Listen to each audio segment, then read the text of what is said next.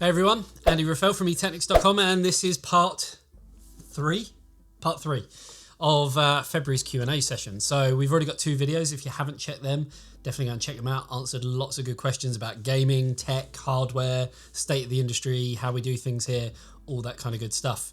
We are actually preparing for a live stream after this one, and this is the last video in the series.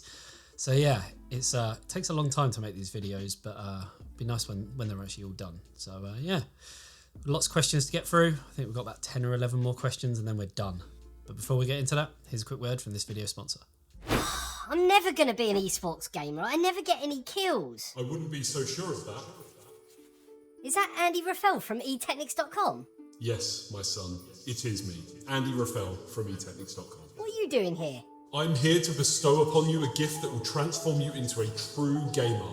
With a 24.5-inch Full HD screen, 240Hz refresh rate, 0.5 millisecond response time, AMD FreeSync Premium, and height adjustability, you'll be gaming in the big leagues in no time. Thank you. No problem, my son. Why don't you check out the link in the description below to find out more. Okay, so for anyone who doesn't know, Brandon's here with me. Brandon does all of our kind of testing, GPUs, CPUs, all that kind of stuff. So hopefully he's going to help me answer some of these questions. First one is from Gavin, who actually works for Anantech. So do you expect the shipment of PCs to grow or continue to fall as we go through 2023? Do you feel by 2024 the market will start to pick up again, or has innovation in the desktop space reached its peak? What do you think? That's a tough one. Like, it's really hard to predict what people are going to want as well. I want to say part of that. I want to say it's tough because at the moment the cost of living is, and we've said this in like multiple videos, the cost of living is such a big thing. People don't have the disposable income to spend on like a gaming PC or anything, so that's why there has been a decline. But also, I guess the level of performance that we're getting for our value for money now has sort of changed as well, with the likes of, you know, the RTX 4080, 4070 Ti, 7900 XT, all being like $100 too expensive compared to where people are expecting them to be. So people aren't feeling like they're getting value for money anymore, which does make a huge, huge difference. I feel like it's going to carry on sort of declining a little bit, but then it will pick up. I mean, the cost of gas and electric, which is obviously a main thing for the cost of living, has actually gone down. The wholesale prices are down at the moment compared to last year. The, you know, Russia situation and stuff isn't helping all of that. But I think when that changes and people realise that they're not having to spend as much to live, then they will kind of reanalyse their situation. What do you think? Yeah, I mean, I can't really add anything to that because it's very much a case of things are going to have to settle. Yep. Once they've settled, people are going to make the choice to get a PC or not. Yeah. I mean, they're saying that we, you know, in the UK, I don't know what other countries are like, but they are saying we avoided a recession. So that's good. I mean, you know, it's still bad, but it is better. And I think, yeah, little things like that. I mean, the summer, as we move into the summer, people are going to be less reliant on gas and things like that. So they are going to find maybe that they have a little bit more money. So it might pick up a little bit in the summer.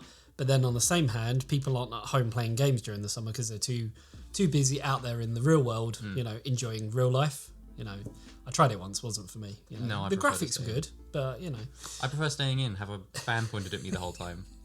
exactly that. Which then costs more money and electricity to run. Yeah. And yeah, you kind of just go around in circles now. But 2024, I'd be hopeful that things are a lot better by then. I mean, we're working now more with more brands than we ever have done ever in like the 14 years of running eTeknix. So lots of interesting, cool content coming up, but also on that, it sort of shows that, you know, brands are, I guess, putting a little bit more effort in, more money into the industry and stuff like that. So you'd like to think brand power is going to help sort of push it a little bit as well. Yeah, But the question is, are they putting more money into this kind of thing because they're making more money and can do it, or because they want more advertising because they're not making enough money? only they know that, I guess. Yeah. So yeah, it's a tricky one, but I think it is going to get better. But you know, the like that old saying, it's got to get worse before it gets better. But how worse? I don't know. Okay, next one is from Irrational Sloth. If you were to build a PC for a celebrity, any format of celebrity or well-known person, who would you want to build a PC for, and maybe what kind of PC? And who would yours be? I want to get Henry Cavill here. I want Yeah, to teach we him. spoke about this before. I was literally going to say that because Henry Cavill is, like, relatively local. yeah, he's one county over from where we are. So I could get to his in like an hour and a half, traffic dependent. And yeah, I would love to get him here with the PC he built. Potentially point out like the flaws. I think he did a good job, to be fair. It was hard, the quality of the video wasn't great. We could definitely improve upon that here because, we have the equipment and stuff. But maybe even like show him how to custom loop Yeah, the system. that's what I thought. I think it'd be a really fun thing to get him here, get some brands involved, sponsor it, and then teach him how to custom water cool his PC. Yeah. And I reckon like I've got a friend who's a modder as well. He's got like a vinyl plotter. He's got like lasers and all sorts of weird and wonderful stuff. He can etch into glass and that. I could get him involved as well, and we could make something that's like, I don't know, super on the glass panel, like Superman merging into like The Witcher or something like that. It's a little bit weird though for him now, isn't it? Because he's not not Superman. Superman and he's not in The Witcher. Yeah. So what do you theme it around? Warhammer? Yeah. Could be James Bond one day. Yeah, like it's a tricky one. But no, I'd love to get Henry Cavill in. I think out of all the celebrities, everything lines up there. He's close. He's into computers. I wouldn't mind meeting him. Yeah, it'd just be pretty cool, I think, overall. And I think he would actually find it really, really interesting as well. Because he's never done custom loop and maybe he doesn't know how to. And yeah, we could teach him and stuff like that. So, Henry, if you're watching this... Please be watching this. Yeah, definitely reach out, or if you know Henry, pass on the message. Okay, next one is from Chris. There's always going to be one, so I'll take up the mantle this time. How do I get a free PC? I've had to deal with this for 14 years, so I'm going to let you answer. I mean, I can list a few ways you can do it that aren't legal. Breaking and entering, steal one. We do not condone any of this in eTeknix. Don't do it. Yeah. Technically, you can get a free PC that way, though. Don't do it, though. But is it a free PC if you've got to work for it? It's a bit of a grey area. You have to. If we're talking, if you have to work for it, then is the question: how do I get a PC by sitting here and doing nothing? Yeah, I think that's kind of where they were aiming things. And I mean, I can answer that one. I can answer that one. You don't. Not from us. We used to do a lot of competitions and stuff like that, but always attracted the wrong kind of people. And I know this was kind of said in jest and everything, but I get messages and emails every single day asking for like free PCs, and it does wear very, very thin. And that's why we don't run nowhere near the same amount of giveaways as we do, because you always get the people with, it's a fix because I didn't win, or like recently, and we are still working on it.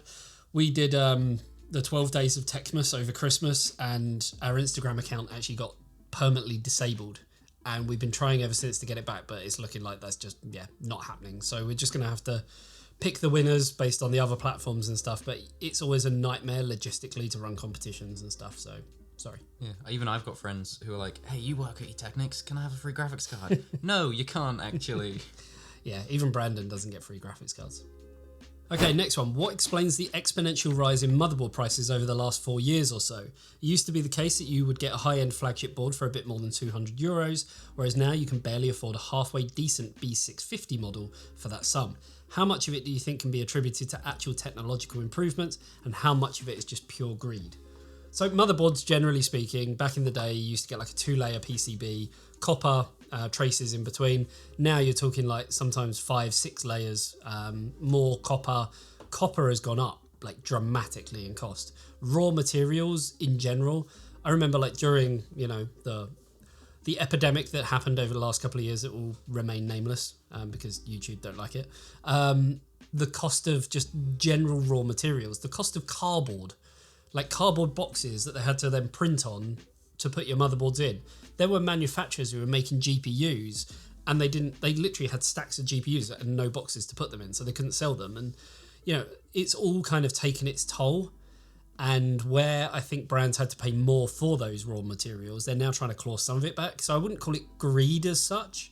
That's just trying to recoup losses. Yeah. But I'm not saying there isn't a bit of greed in there either. I mean, it kind of happens with everything though, doesn't it? Like, as the cost of the materials needed to make the thing goes up, naturally the cost of the product is going to go up. Yeah. That's Someone's just how that got goes. to pay for it, and it's not going to be the brand at the end of the day. They're going to pass it on to the consumer. Yeah.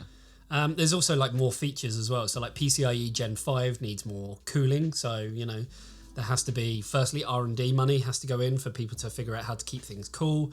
Then the actual raw materials itself and things like that. You do need more copper traces for like Gen 5 compared to Gen 4, like you did with Gen 4 compared to Gen 3. So more copper again, more cost. So that kind of explains a little bit of everything there. Then you have to sort of factor in, you know, there's motherboards with Thunderbolt, like AMD motherboards with Thunderbolt.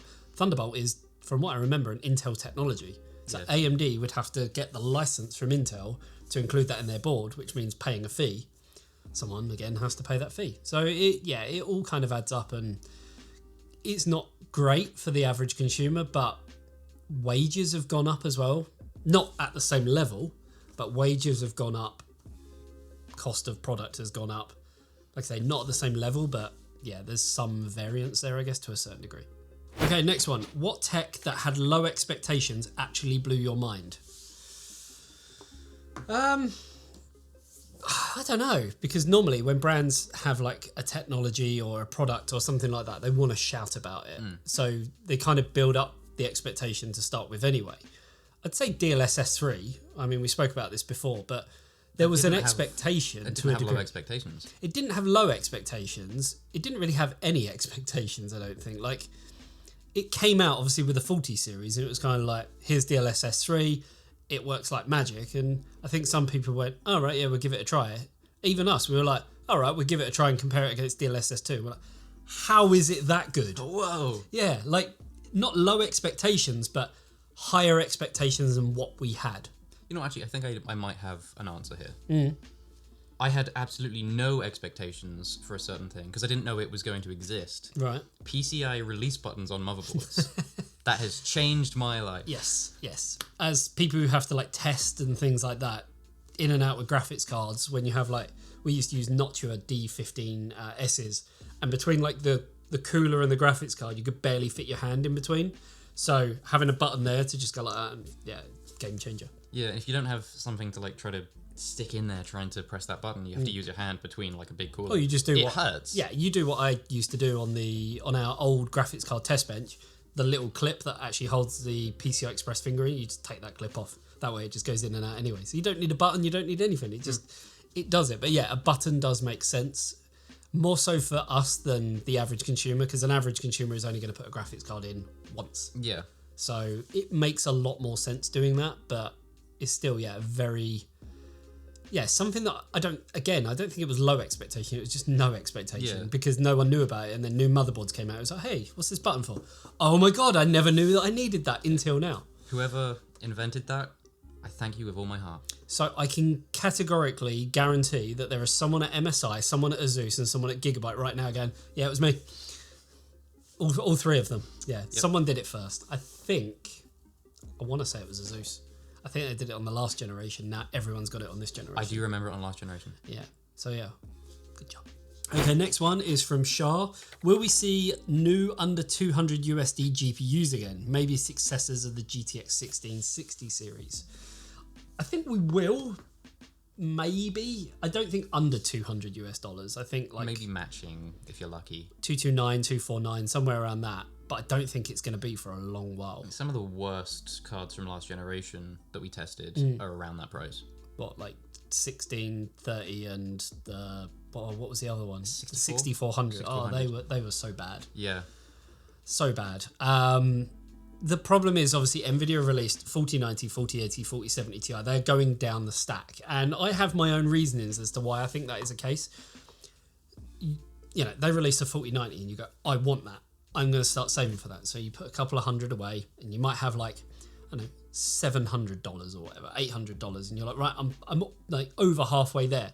And then Nvidia go 4070 Ti and you go, well, I was going to buy that, but that's now available and I have the money right now. I'm going to buy that. It's the old like bait and switch, isn't it? So, you know, they're always going to sell more of like the mainstream mid-range sort of stuff. So they are working down. And I think that's kind of the reasoning for it. AMD do the same. Intel generally do the same. They release like K series SKUs, and then they release the non-Ks and the Fs and things like that. So that's my thinking behind that to a degree.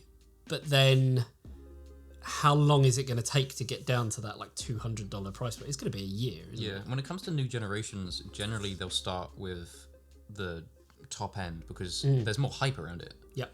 If you've had that generation be out for a while, but you started on the low end and then you release the top end, it's going to be less hype and less people buying the brand new most expensive one compared to the lower ones. The other thing as well is, as we know, Nvidia are all in when it comes to ray tracing. Actual quote from them, we are all in when it comes to ray tracing. So are they even going to bother releasing anything low end?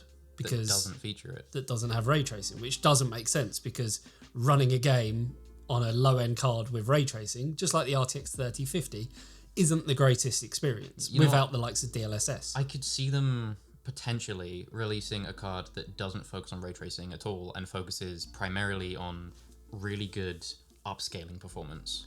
Well, so still having DLSS, but not having ray tracing. Yeah. Which would be good for like esports and stuff like that, I guess. Yes, I can see them potentially doing something like that where it's not about graphics necessarily, it's about frames per second. Yeah, maybe. I don't know. Well, I guess we'll have to wait, but under $200, I honestly think in this day and age now is very, very ambitious. Because we've just seen sort of based on the 6400 and the 1630, when they did try to make a product under that, it was just terrible. Yeah, it's just not worth buying unless you need, let's say, a small form factor low profile card. Yep. But otherwise, you might as well just go for like a 5600G or 5700G, or even, the new Ryzens all have integrated graphics now. If you don't need it for like, gaming, or you want to do light gaming, or you want to buy something that will at least get you up and running and then keep saving for something that's a little bit more substantial. Even like a 6600, which isn't that much more expensive, but is so much better in comparison to, a 6400. Okay, next one. Another one from Welshie. What's your advice for a new PC builder if they come across a system issue, say CPU keeps crashing or random blue screens? I mean, blue screens, generally speaking, are memory related. 9 times out of 10, it's memory related. Or if you see one that's IRQ not less or equal, it's generally because you have a conflict. Other than that, it's always memory. So I would do the whole take one, just have one stick in there. Go with that, see what happens. If you're still getting problems, resetting CMOS generally fixes things. If not, you have some kind of compatibility issue or something. Sometimes it can just be like corrupt versions of Windows. Yeah. Which when you get a blue screen, just Google the code and it will kind of tell you roughly what the problem is, or you can go into Event Viewer and find out why it shut down. Everyone has a phone too, so if you're having a problem like that and you've done what steps you can put in your head, go to like Reddit or something. Just ask people for help. Or Discord. eTeknix Discord, we've got a tech chat thing. We do. Where tech support, yep. People will be happy to help you with any issues you're having. Yeah, so we do have our Discord, link is down below. Head over there. We've helped so many different people. We do have a video on how to reset CMOS as well. It's like 45 seconds long, really just goes through it, and it's really, really simple. But that would be kind of the way that I'd go. But yeah, there's things you can do, stripping things down to like the bare minimum and trying sort of seeing where things are and then putting one thing back in, like another stick of memory. Does it run fine? There's stability tests that you can run and things like that as well. But yeah, head over to the Discord as well and we can help you there. Okay, next one is from Matter, who's one of our Discord mods. In the coming AI uprising, would you be willing to transfer your consciousness to a machine? I think they talk about, is it Bruce Willis? He's sold his face or whatever or likeness, I think they call it. But yeah, would you? I don't know. It's getting very cyberpunk, isn't it? I don't think I could see myself not as myself. Do you know what I mean? That would be very... I don't think the human race is quite ready for that yet. You know what? On a grand scale. I've thought about it a little bit. Any situation in which someone could hack into a server and download me, I'm not okay with that. No. That's terrifying. There was a program, I can't remember what it was called. There was a program where people who were dying and stuff like that could literally upload their consciousness. I think it was called Upload, actually. Really good program. There was 2 seasons of it. It was a bit cheesy, but it was easy watching. And yeah, upload your consciousness. and like living like the life of luxury and stuff like that is basically just your brain, and your body died, and But no, it's quite an interesting concept, and I don't want to say we're not a million miles away from that, because I think something like that may happen. It's actually a plot point in Cyberpunk now I think about it. That is what happens to Johnny Silverhand, Keanu Reeves' character. Spoilers. It's the start of the game. For anyone who's not played the game.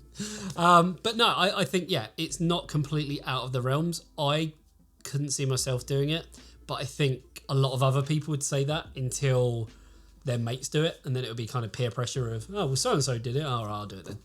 Do you know what I mean? Would it be free? How much would it cost? That's another question. Are you paying upwards of 10 grand to have something that isn't going to affect you, really? I mean, you'd like to think if someone's using your likeness like that with Bruce Willis, they'd be paying you. But then if it's...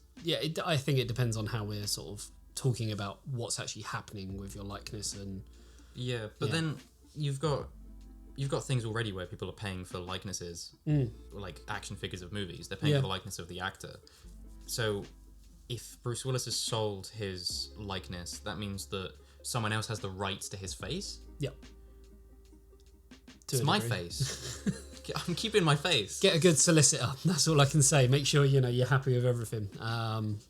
It's an interesting one, but, I still think we're a long way off with it. Okay, next one is from J Pro on Discord. Will you guys take a look at the Intel Arc GPUs at some point? Intel's drivers have been slowly but surely improving recently. I hope Intel remains in the GPU market to give AMD and Nvidia some competition. I mean, I'd love to. How about you? I mean, if we get some, then I'll happily test them. Yeah, so Intel had very little samples of Arc. They sent some out. We didn't get one. Then when I queried them about it, they said that they were going to be kind of relaunching it. So... I'm guessing, they're working on the fixes and then they're going to do some kind of big brand relaunch with it. But when that's going to be, I don't know. I did actually send them a message yesterday, but I haven't had a response yet.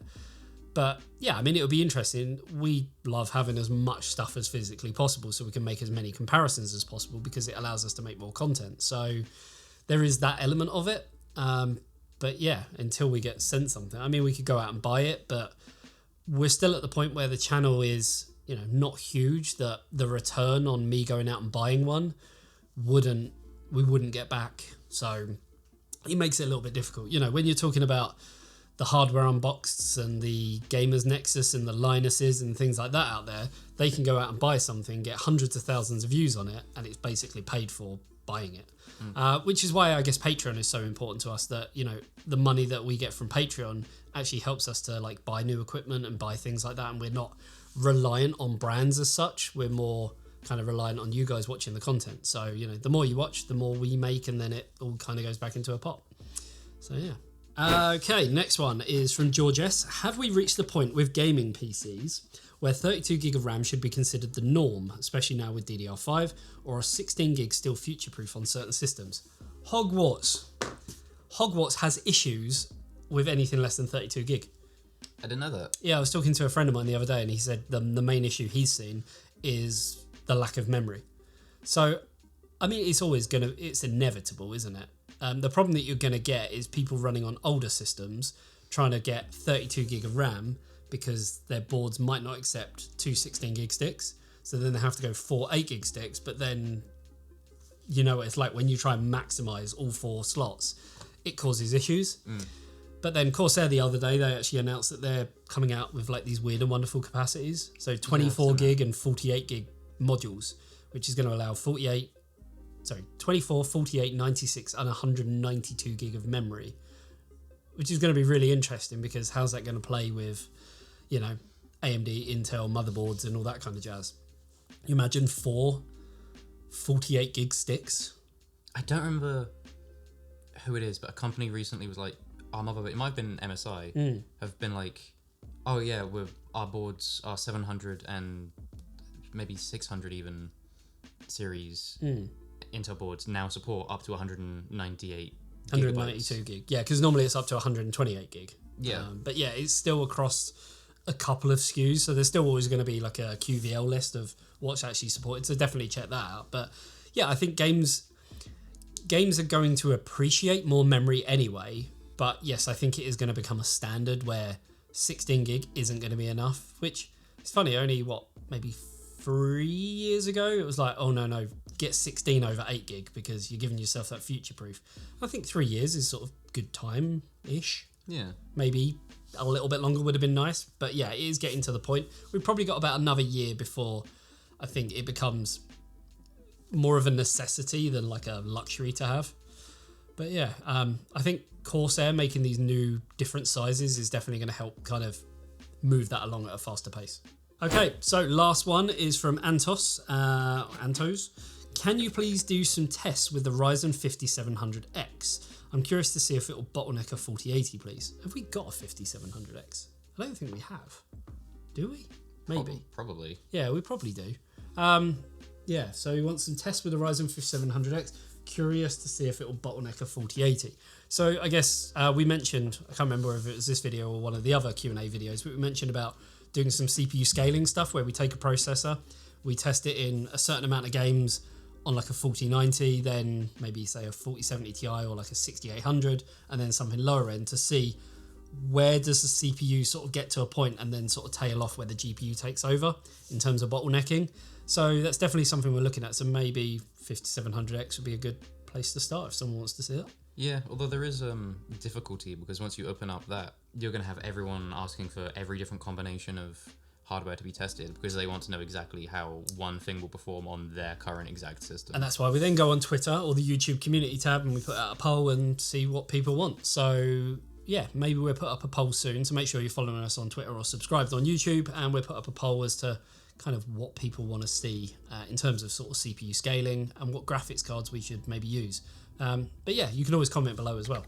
That about wraps it up. We have about 30 minutes to get ready for a live stream for our Patreon. So if you're not a patron already, obviously you are going to miss this one because by the time this video comes out, but next month's sort of live stream Q&A for our patrons, you'll be around for that. The link for that is down below. You'll get tons of other exclusive benefits as well.